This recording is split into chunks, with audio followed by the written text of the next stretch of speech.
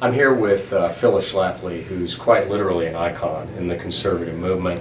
Phyllis, you've been in this at a minimum, really further than this, but going back to your incredible runaway bestseller, A Choice Not an Echo. That brought a lot of people into the conservative movement. It sure did, and my recollection is that that book was 1964, helped propel Barry Goldwater. He came up short, but that of course led to Ronald Reagan.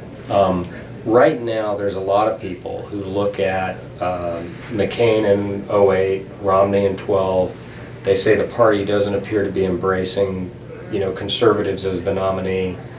The Republicans have now lost 4 of the last 6 presidential elections. As somebody who I think has been a delegate to every convention since 1952, what's your advice? And I think you're going to be talking about this today. The establishment has given us a bunch of losers, and they like candidates they can tell how to vote. And a lot of grassroots conservatives don't like to be told. The establishment also doesn't want you to talk about the social issues or the national security issues. And that's really what turns people on. Right. And the Democrats talk about those issues all the time. They think they've got the leadership on it.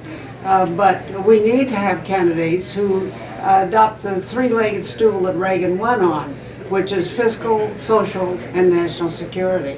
And that's the only way we can win. Now, you're somebody who's run for office yourself. You've been around politics, your entire life. You're very practical. And the reality is that in those campaigns recently that you've been referring to, the more establishment candidate has had $100 million or more in the primary. Yes.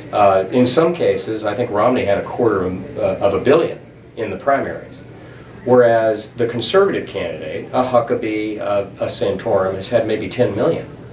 And what needs to happen to, obviously you can get outspent 10 to 1, but you can't get outspent 100 to 1. No, but the conservatives can go for the ground campaign, right, which the establishment candidates don't have. Mm-hmm. They really ignored that. And of course, Obama was very good at getting the voters out. Yes, the ground game. And so I'm optimistic that we can do it again. The failure rate of these losers that the establishment has given us are so dramatic that I hope people are going to be turned off by it. I think they are. One last thing, there was some attempt in both 08 and 12 by conservative and Christian and social conservative leaders to, for lack of a better term, kind of get behind a single candidate. Yes, that's very important too. And we're divided. Yeah, we are divided. So the conservative vote is probably a majority, certainly a plurality in these primaries. I would argue it's a majority. But it gets split up. So how do you fix that?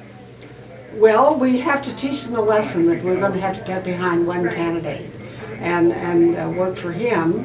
Of course, we were divided when Reagan started out, but then he clearly emerged as the leader. You were divided? Yes. So there was Phil Crane and him, and was there anybody else? Mostly Crane and Reagan.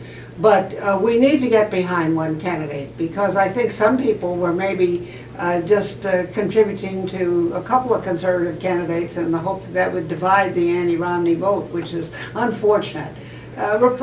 Conservatives are just going to have to play a smarter game. Yeah. And so come with equal forum. We've shown that we can win. You have indeed. You've won battles that nobody gave you any chance to win, starting with the Equal Rights Amendment and continuing since then. So Phyllis, we're honored to have you. We appreciate your leadership. We truly stand on your shoulders. Thank you, Ralph. Good job. Thanks.